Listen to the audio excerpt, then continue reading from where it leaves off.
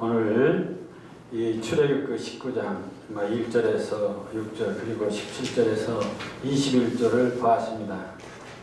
그래서 오늘 말씀의 제목을 신의 산의 언약과 하나님의 모습 이렇게 제목을 정했습니다.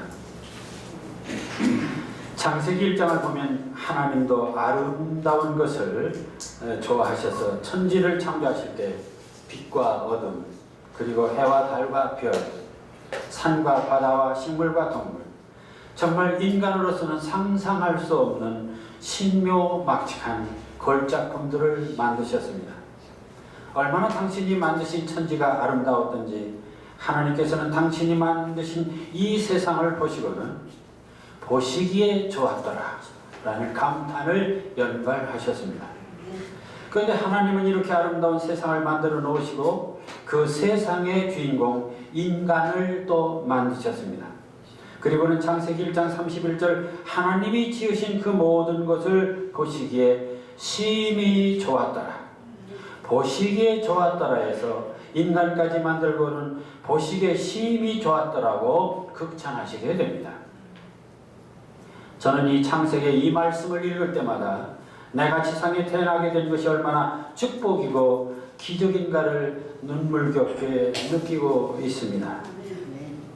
하나님의 걸작품인 이 아름다운 세상에 더욱 걸작품인 인간으로 태어나 이 아름다운 세상을 마음껏 누리며 살 수 있다는 것이 얼마나 놀라운 축복이며 눈물겨운 감동입니까? 그러기에 시인 다윗은 시편 8편 1절에서 여호와 우리 주여 주의 이름이 온 땅에 어찌그리 아름다운지요 주의 영광이 하늘을 덮었나이다. 이 아름다운 세상의 주인공으로 만들어주신 하나님의 사랑을 안다면 인간은 누구나 이런 노래를 불러야 할 것입니다. 시인 다윗은 이 사실이 너무나 고맙고 과분해서 시편 8편 4절에서 사람이 무엇이기에 주께서 그를 생각하시며 인자가 무엇이기에 주께서 그를 돌보시나이까 이렇게 다시 노래를 했습니다. 그런데 하나님의 인간에 대한 그 무조건적인 이 러브 스토리는 단지 창세기에만 발견되는 에피소드가 아니라 창세기에서 요한계시록에 이르는 성경 전체의 주제이며 인류 창조로부터 마지막 심판날까지 계속되는 하나님의 끈질긴 집념, 목표 그리고 존재 이유가 됩니다. 나는 누구인가? 인간이란 어떤 존재인가? 내가 예수를 믿든 믿지 않든 적어도 내가 어떤 존재인가를 이처럼 전지전능하신 존재의 섭리라는 차원에서 이해할 수만 있다면 인간 세상은 훨씬 풍요롭고 행복해질 수 있는 것입니다. 그런데 세상은 왜 그 고마움을 모르고 이처럼 혼탁하고 추악하고 생명을 경시하고 이기적이고 파괴적인가? 그것은 내가 누구인가? 인간이 어떤 존재인가에 대한 근본적인 인생관이나 세계관에 문제가 있다는 것입니다. 인간은 하나님이 창조해 주신 최고의 걸작품이라는 사실을 인정한다면 인간은 한없이 성스럽고 고귀하고 감사하고 그리고 너그러운 존재가 됩니다. 그러나 인간은 단지 아메바가 진화한 생물에 불과하다든지 또는 그렇다면 동물처럼 비정한 양육강식에 투쟁해서 서로 원망하고 미워하고 싸우다 마침내 죽어야 하는 것입니다. 말하자면 개처럼 태어나 개처럼 살다가 개처럼 죽어야 한다는 말입니다. 그러나 하나님은 당신이 만드신 이 보시기에도 좋은 이 아름다운 세상에 더욱 보시기에 좋은 인간을 만들어주시고 그들이 행복하기를 바라셨기에 그렇게 개처럼 살다가 죽어가는 모습을 보실 수가 없었습니다. 그것은 애당초 창조 목적이 아니었기 때문입니다. 하나님은 보시기에 좋은 세상을 만들고 거기에 더욱 보시기에 좋은 인간들을 만들어 그들이 생육하고 번성하는 복된 세상, 복된 당신의 나라를 바랐던 것입니다. 그래서 창세기 1장 28절 하나님이 그들에게 복을 주시며 하나님이 그들에게 이르시되 생육하고 번성하여 땅에 충만하라고 축복을 내려주셨습니다. 그것이 바로 하나님의 창조 정신이고 창조 목적입니다. 그런데도 그 뜻을 알지 못하고 계속 하나님을 배반하고 인간들은 타락했습니다. 그때마다 하나님은 채찍과 당근, 징벌과 말씀, 시험과 약속을, 그 언약을 통해서 인류 구원에 대한 사랑을 실천해 오시는데, 그것이 바로 창세기에서 출애굽으로 이어지는 바로 구약의 말씀이고 예수 그리스도를 기점으로 하는 신약의 말씀이 됩니다. 따라서 성경은 하나님의 구원, 인간 구원을 위한 사랑의 맹세이고 언약입니다. 그러기에 기독교란 바로 그러한 하나님의 인간 사랑에 대한 이 약속의 말씀을 믿고 함께 그 약속을 실천해가는 종교가 됩니다. 오늘 봉독한 창세기 19장 1절은 매우 인상적으로 기록되어 있습니다. 이스라엘 자손이 애굽 땅을 떠난 지 3개월이 되던 날 그들이 시내 광야에 이르니라. 그리고 본문 2절에서 이스라엘이 거기 신 앞에 장막을 치니라. 산 앞에 애굽 땅을 떠난 지 3개월, 이렇게 간단히 기록했지만 이 구절 속에는 참으로 놀랍고 감격스러운 하나님의 그 구속사적 역사가 가득 차 있습니다. 그 속에는 이스라엘 민족이 애굽에 가서 400년간이나 종살이하던 그 아픈 역사가 있었고, 민족 해방의 지도자 모세를 세우기 위해 80년을 기다려 했던 하나님의 인내가 있었고, 막강한 애굽 왕을 굴복시키기 위해 마지막에는 장자를 모두 죽게 하는 10대 재앙도 있었습니다. 그래야 겨우 자유를 얻었지만 가로막힌 홍해를 앞에 두고 모두 몰살될 위기에 처할 때 하나님이 바다를 갈라 기적적으로 또 살게 했습니다. 그러나 홍해를 건넜다고 그들이 바로 약속의 땅 가나안으로 도착한 것도 아니었습니다. 가도 끝없는 사막, 열사의 땡볕이 이글대는 이 아라비아의 동남부 적도 지역이 있습니다. 목은 마르고 배는 고프고 그들은 이제 사막 한가운데서 말라 죽게 되었습니다. 그때 백성들이 원망을 출애굽기 16장 3절에서 이렇게 기록하고 있습니다. 이스라엘 자손이 그들에게 이르되 우리가 애굽 땅에서 고기 가마 곁에 앉아있을 때와 떡을 배불리 먹던 때에 여호와의 손에 죽었더라면 좋았을 것을, 너희가 이 광야로 우리를 인도해내어 이 온 회중이 죽게 하려 하는도다. 수년 전 저는 성지순례길에 이집트에서 홍해를 건너 시내산으로 간 일이 있었습니다. 냉방버스를 타고 가는데도 섭씨 50도의 살인적인 열기 때문에 도저히 창밖을 나갈 수가 없었습니다. 그때 저는 성지고 관광이고 내 목숨을 보존해야겠다는 생각뿐이었습니다. 그런데 저들은 물도 양식도 없이 정말 그 땡볕에서 이 죽음의 행군을 계속해야 했으니 그들의 원망이 결코 과장이 아니었다고 생각이 됩니다. 그때 하나님께서 만나와 메추라기를 주셔서 이들을 살리셨습니다. 레비딤에서는 산의 바위를 치니 물이 쏟아졌습니다. 그런가 하면 아멜렉 진밤도 있었지만 모세가 하나님의 지팡이를 들어서 승리할 수 있었습니다. 시내산에 도착했을 때 가장 감격했던 사람은 아마도 모세였을 것입니다. 몇 달 전만 해도 모세는 이 시내산 미디안 골짜기에서 양이나 치며 죽은 목숨처럼 지내던 정말 별 볼 일 없는 인물이었습니다. 그러던 그가 하나님의 부르심을 받고 이스라엘 민족을 애굽에서 구해내는 지도자가 되어서 그들을 이끌고 지금 시내산에 다시 온 것입니다. 모세는 감격하여 시내산에 올라가 먼저 하나님께 도착보고를 드리고 제회를 하게 됩니다. 이때 하나님께서 모세를 불러 내가 이스라엘 민족 전체와 다음과 같은 조건과 내용으로 언약을 맺고자 하니 너는 백성에게 내 말을 전하라는 것이었습니다. 그런데 그 언약의 조건과 내용의 말씀이 너무나 시적이고 역사적이고 충격적입니다. 바로 본문 19장 4절에서 6절입니다. 함께 같이 읽어보실까요? 내가 애굽 사람에게 이렇게 어떻게 행하였음과 내가 어떻게 독수리 날개로 너희를 넣어 내게로 인도했음을 너희가 보았느니라. 세계가 다 내게 속하였나니 너희가 내 말을 잘 듣고 내 언약을 지키면 너희는 모든 민족 중에서 내 소유가 되겠고 너희가 내게 대하여 제사장 나라가 되며 거룩한 내 백성이 되리라.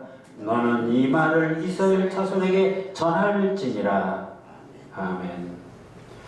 하나님은 지난 3개월 동안 이스라엘 민족을 애굽에서 구출하여 이곳 시내산으로 오기까지 정말 파란만장한 사건이 있었고 수많은 위기가 있었습니다. 그때마다 하나님이 모세를 앞세워 놀라운 능력으로 이들을 인도해 주셨습니다. 모세는 그 사실을 출애굽기 1장에서 18절까지 웅장한 대서사실 형식으로 기록했습니다. 그런데 하나님은 이 모든 사실을 단 한마디 시적인 메타포를 통하여 말씀하셨습니다. 그리고 이 메타포는 모세의 그 많은 문장들보다도 더욱 강력하고 인상적인 문장이 되고 있습니다.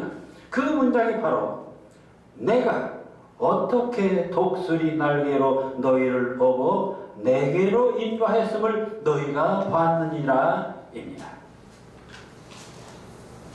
하나님이 이스라엘을 얼마나 사랑했는지를 독수리 날개로 너희를 업어라는 놀라운 메타포, 바로 시적인 은유의 언어로 표현함으로써 하나님의 이스라엘 사랑이 지금 새끼를 얻고 두 날개를 활짝 펴고 하늘을 나르는 독수리의 모습이 바로 눈에 선하게 보여주고 있는 것입니다.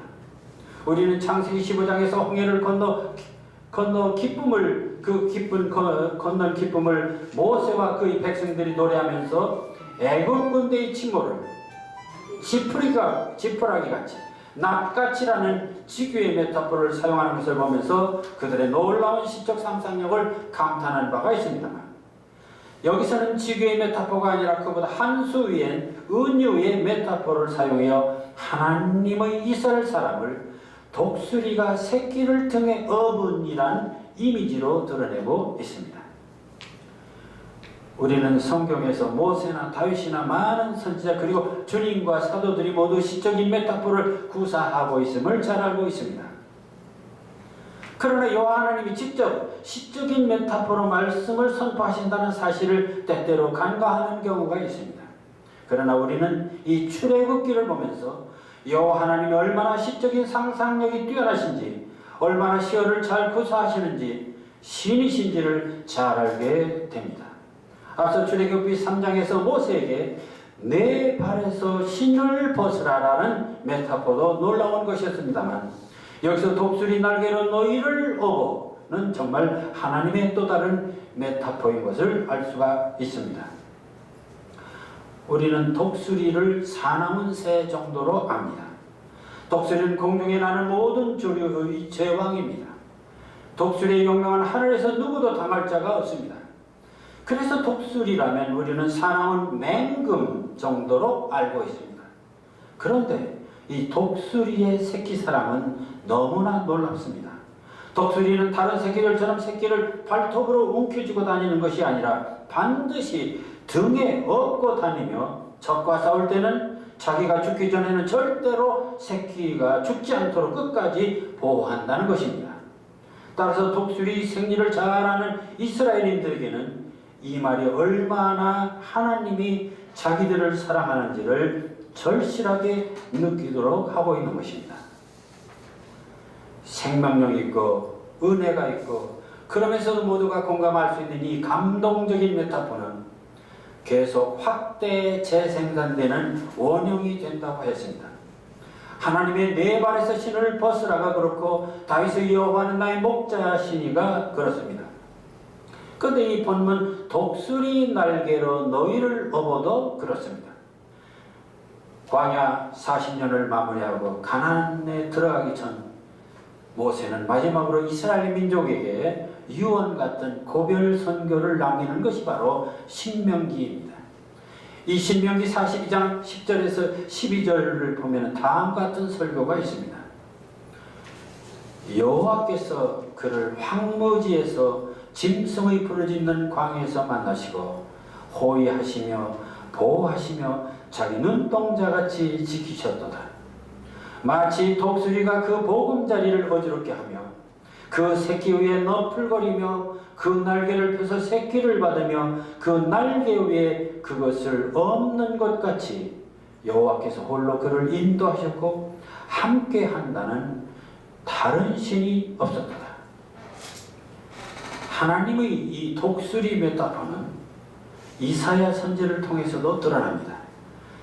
이사야 41장 31절 오직 여호와를 앙망하는 자는 새 힘을 얻으리니 독수리 날개치며 올라감 같을 것이요 다람박질하여도 곤비치 아니하겠고 걸어가도 피곤치 아니하리로다. 독수리 이미지는 그 뒤에도 많은 작품 속에서 또는 역사 속에서 재생산됩니다. 그리고 찬송가 354장에서도 이 독수리 이미지가 나오고 있습니다. 찬송가 354장 1절만 함께 불러보실까요? 주 악모하는 자 올라가 올라가 독수리같이 모든 싸움 이기고 근심 걱정 벗은 후 올라가 올라가 독수리같이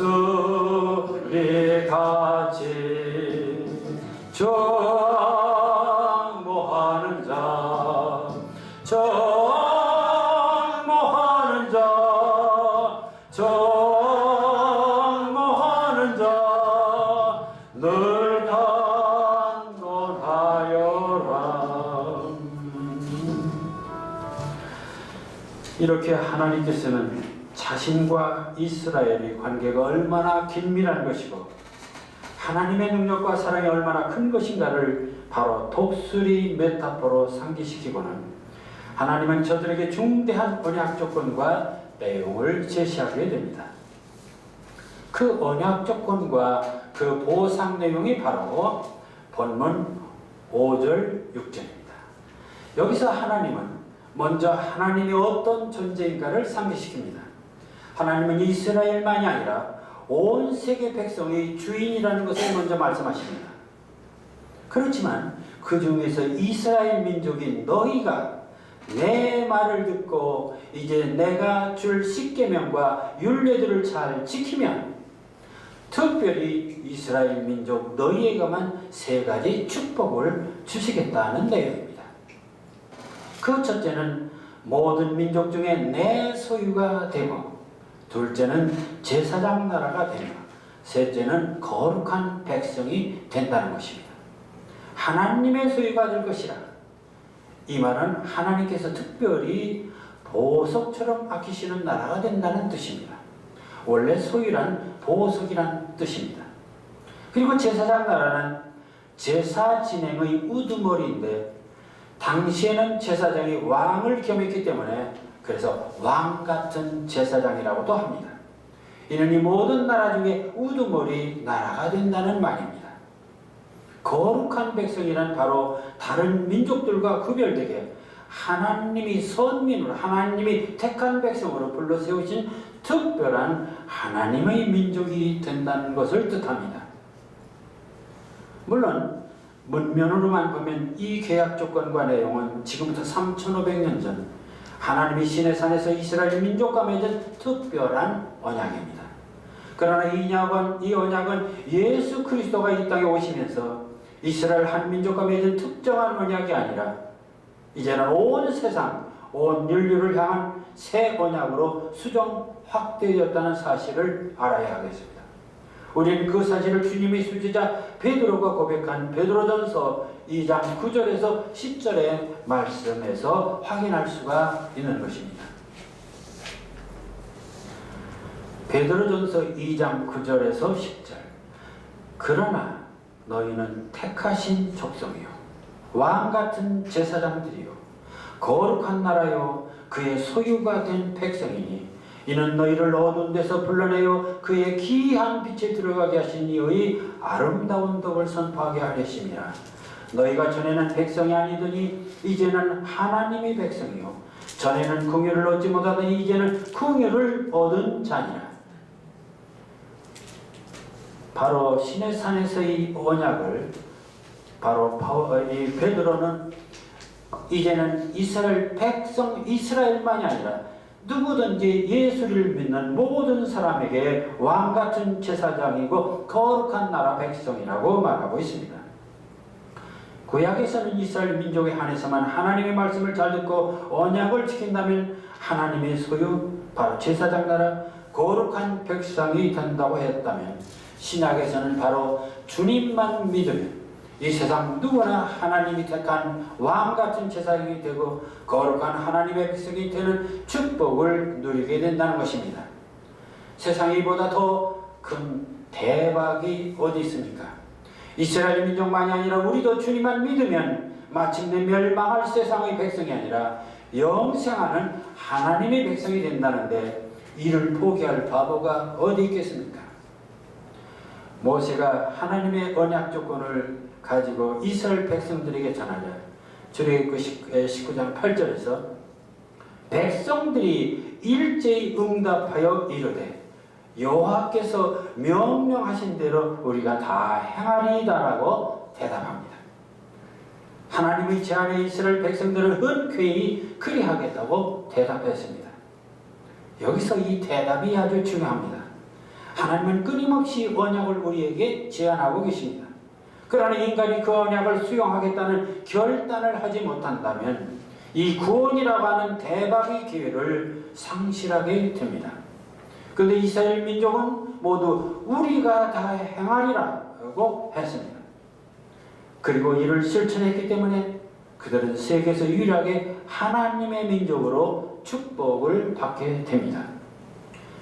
모세가 이 사실을 하나님께 전하자 하나님이 친히 백성에게 직접 나타나시기로 하시면서 먼저 준비할 것을 말씀하십니다. 우선 이틀간 성결하게 할 것, 시내산 주변에서 접근하지 말 것, 여인을 가까이 하지 말 것, 말하자면 목욕 제기하고 하나님 맞을 준비를 하라는 것입니다.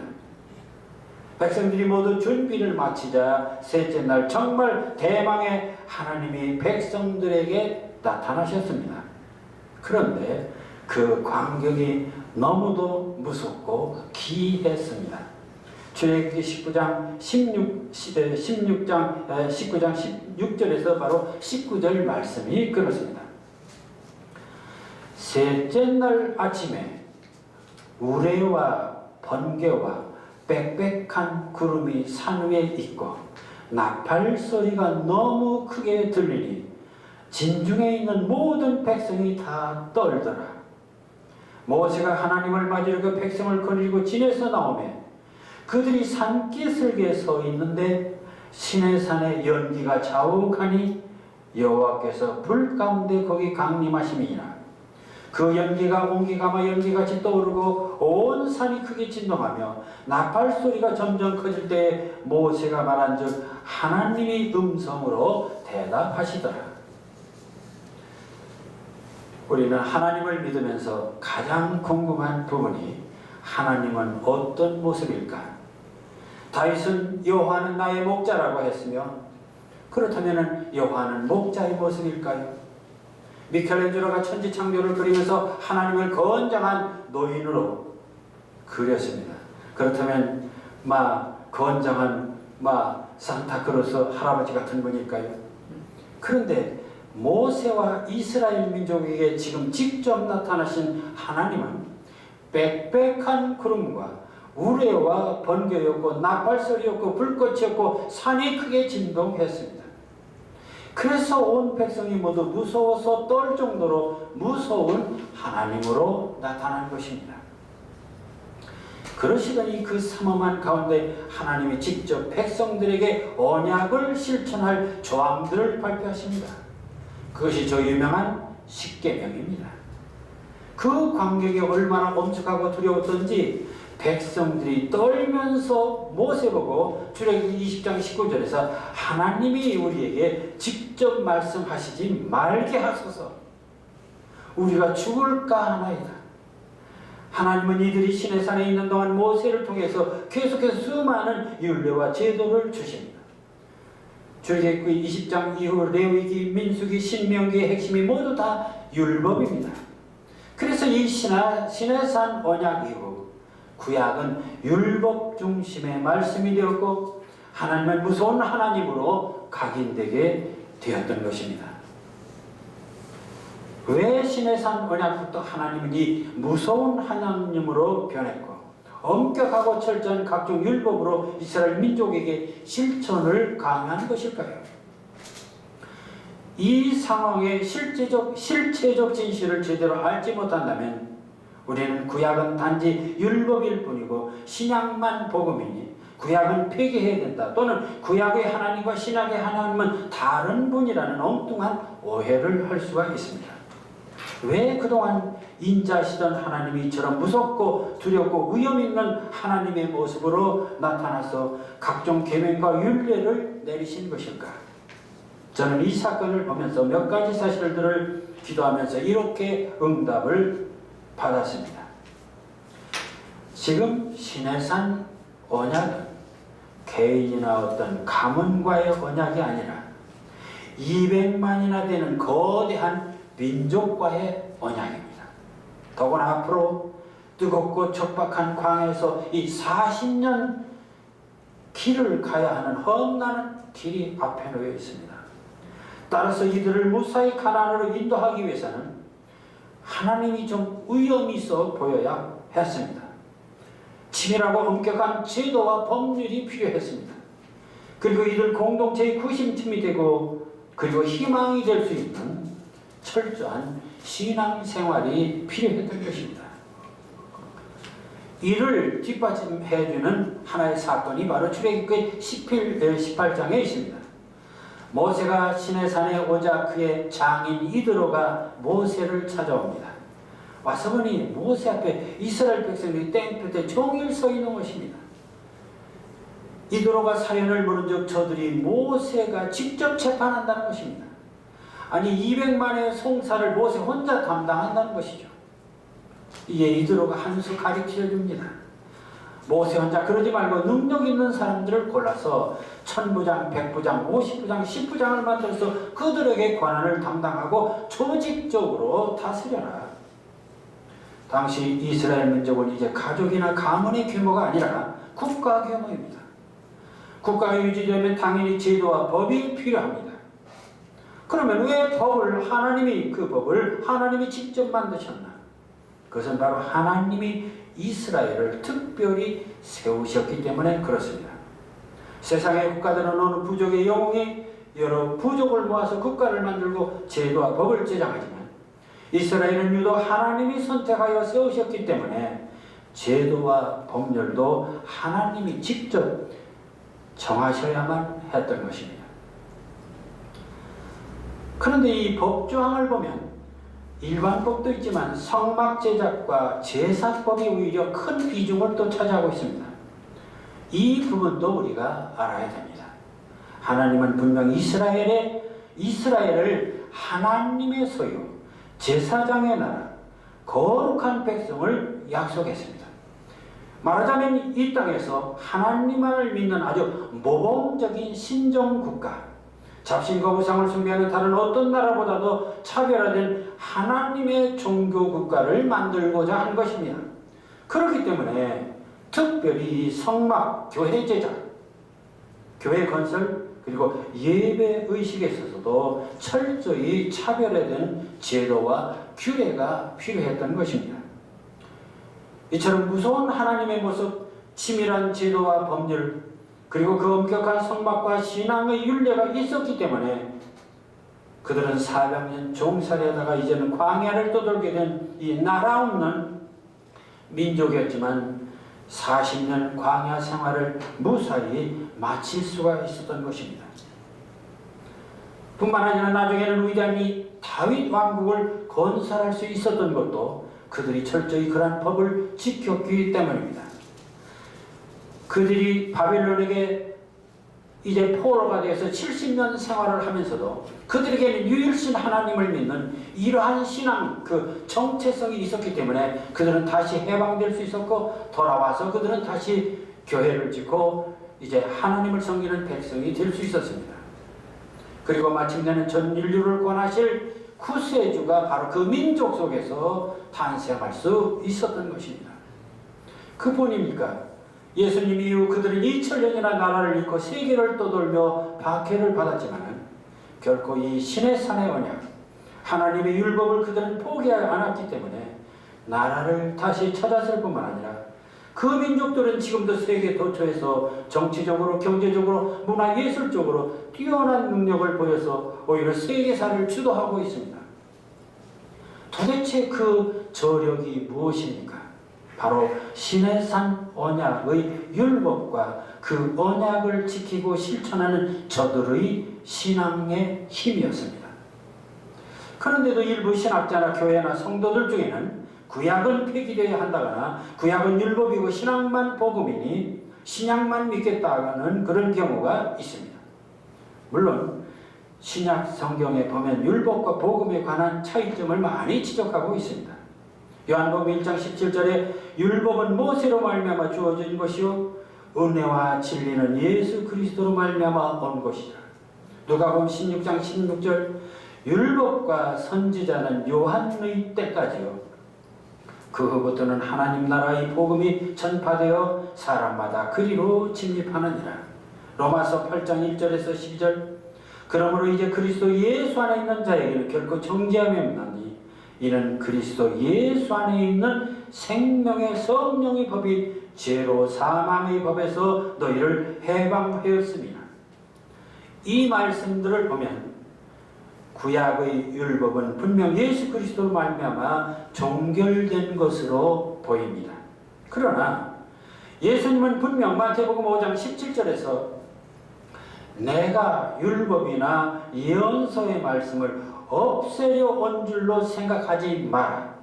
없애려 온 것이 아니라 오히려 완성하러 왔다고 말씀하십니다. 그러시면서 요한복음 13장 34절에서 새 계명을 너희에게 주노니 서로 사랑하라. 내가 너희를 사랑한 같이 너희도 서로 사랑하라. 이렇게 사랑으로 말씀하니까 예수님은 사랑을 말씀하시고 구약의 하나님은 엄격한 율법으로만 말씀하셨다고 또 생각합니다. 그러나 주님께서 말씀하신 이 새 계명이 한마디로 사랑입니다. 그런데 이 구약의 주제도 한마디로 사랑입니다. 왜냐하면 10계명 중 4계명까지는 바로 인간이 하나님을 사랑하라는 내용입니다. 뿐만 아니라 제5계명에서 부모를 공경하라에서부터 10계명까지는 바로 인간 간의 사랑을 말씀하신 것입니다. 그렇다면 구약과 신약은 사실은 동전의 양면, 손등과 손바닥. 그래서 신약자들은 구약이 어린이라면 신약은 성숙한 어른이라고 말합니다. 어린이를 잘 키우려면 사랑과 매가 필요합니다. 그러나 성숙한 성인에겐 회초리 대신 스스로 모든 것을 책임지고 행동하는 인격이 요구됩니다. 외형적인 율법이 아니라 양심적이고 내면적인 영혼의 율법이 필요하다는 것이죠. 따라서 하나님의 인간 사랑에 대한 이 본질은 구약이나 신약이나 동일한 것입니다. 다만 하나님의 인간 사랑에 대한 그 방법에 있어서는 구약에서는 율법이라는 방법이었고 신약에서는 그리스도의 십자가를 통해서 방법을 달리한 것뿐입니다. 그런데도 구약은 폐기된다는, 그리고 과거는 낡은 것, 늙은이는 보수꼴통, 그래서 구약도 과거도 늙은이도 모두 버려야 한다는 것이 오늘 자유이고 진보이고 신세대라는 극단적인 이 이분법적 논리로 교회를 어지럽게 하고 또 세상을 분열시키고 있습니다. 그렇다면 한번 물어보겠습니다. 구약의 율법을 폐기해야 된다면, 또는 구약보다 신약이라면, 그렇다면 구약 율법의 원조인 그 원형인 10계명도 폐기해야 할까요? 그런데 주님께서는 율법을 폐하러 온 것이 아니라 오히려 율법을 완성하러 오셨다 했습니다. 이를 우리는 어떻게 받아들여야 할까요? 우리는 구약에서 버려야 할 것은 예를 들어서 짐승의 피로 죄를 사함받는다라든지 각종 제사법이라든지 외식하는 것이라든지, 물론 그런 율법이나 외형적인 제도는 예수님의 오심으로 마땅히 버려져야 합니다. 그러나 하나님의 일관된 구속사의 주제인 하나님의 인간에 대한 사랑의 본질은 결코 구약이나 신약이나 변할 수가 없는 것입니다. 그런데 교회나 세상은 이 구약과 신약의 본질과 현상, 내면과 외면을 구별하지 않고 무조건 구약은 낡은 것, 불합리한 것으로 해석하는 것은 대단히 잘못된 것임을 분명히 해야 하는 것입니다. 저는 이 시나이산 언약과 이스라엘인들의 신앙을 보면서 오늘의 개신교, 오늘의 성도들이 크게 반성해야 할 점이 있다고 생각합니다. 하나님의 시내산 언약은 내 말을 잘 듣고 내 언약을 지키면 내 소유가 되고 대제사장 나라가 되고 거룩한 백성이 되리라고 하시면서 그 실천법으로 십계명과 제사법과 사회법과 도덕법을 성문법으로 명문화했습니다. 그리고 백성들은 수천년간 이를 철저히 지키면서 제사장 나라 백성이 되고자 했습니다. 그런데 신약의 새 언약은 하나님이 세상을 이처럼 사랑하사 독생자를 주셨으니 누구든지 저를 믿으면 멸망치 않고 영생을 얻는다. 믿으면 멸망치 않고 영생을 얻는다는 이 믿음의 조건입니다. 그러나 그 믿음의 실천법으로는 내가 너희를 사랑한 것 같이 너희도 서로 사랑하라 했습니다. 그렇다면 신약의 계약 조건은 믿음이고 구체적인 실천 내용은 주님이 인간을 사랑한 것처럼 철저히 희생적인 사랑, 십자가 사랑을 자율적으로 실천하는 것입니다. 그래서 성숙한 신앙인은 정말 주님 같은 사랑을 실천하지만 대개는 입으로만 주님을 믿는다 하고 입으로만 주님의 사랑을 말하는 사이비 믿음이 너무 많다는 것입니다. 계약은 말로 약속만 하면 되는 것이 아니라 그 조건을 충실히 실천할 때 살아있는 계약이 됩니다. 구약의 성도들은 그 약속을 구체적으로 실천하고자 철저했습니다. 그런데 신약의 우리는 어떻습니까? 만일 예수 믿는다고 입으로만 떠들고 예수님의 참사랑을 실천하지 못한다면 영생의 약속이 무효가 될 수 있을 뿐만 아니라 구약의 성도들만도 못한 결과가 될 수 있다는 것입니다. 이스라엘 민족은 제사장 나라 거룩한 백성이 되고자 지금도 엄격한 율법을 지키고 있습니다. 그렇다면 신약의 우리도 신의 산의 언약과 그 실천을 보면서 새 언약인 이 믿음과 주님의 십자가 사랑, 희생적인 예수 사랑을 실천해서 우리도 하나님이 택하신 왕같은 제사장, 거룩한 하나님 나라 백성이 되어야 하겠습니다. 저는 신의 산에서 보여주신 이 하나님의 독수리 사랑법을 묵상하면서 이렇게 신의 산 독수리란 시를 쓰게 되었습니다. 가도 끝없는 모래길, 그 아득한 끝자락에 겹겹이 포개진 화강암의 일천 계단, 오르고 또 오르니 마침내 하늘 문턱이다. 발로는 옹공기 광야를 밟고 머리엔 파란 하늘, 목에는 새하얀 솜돌구름, 시선은 멀리 젖과 꿀이 흐르는 가나안 땅에 머문다. 눈부신 아침 햇살이 꽃처럼 피어나는데 갑자기 산이 진동한다. 빽빽한 구름이 산을 삼키고 우레와 번개와 나팔소리, 자욱한 연기 속에서 불꽃이 튄다. 그때 하늘을 가린 독수리 한 마리가 세찬 바람을 일으키더니 저렴한 음성으로 내 귀를 때린다. 내가 어떻게 독수리 날개로 그동안 너를 너무 키웠는지 너는 아느냐? 내 말을 듣고 내 언약을 지켜라. 뼛속 마디마디에 새겨진 그 무서운 그 모습, 무람한 그 음성. 이제야 나는 시내산 독수리의 그 무섭고 뜨거운 사랑을 알 것 같다. 기도하겠습니다. 자비로우신 주여 하나님, 이 무지하고 어리석은 영혼들이 지금도 우리를 독수리 날개에 업어 키우시는 당신의 사랑법을 알게 하시고 당신의 언약을 지키게 하여 주시옵소서. 예수님 이름으로 기도하옵나이다. 아멘.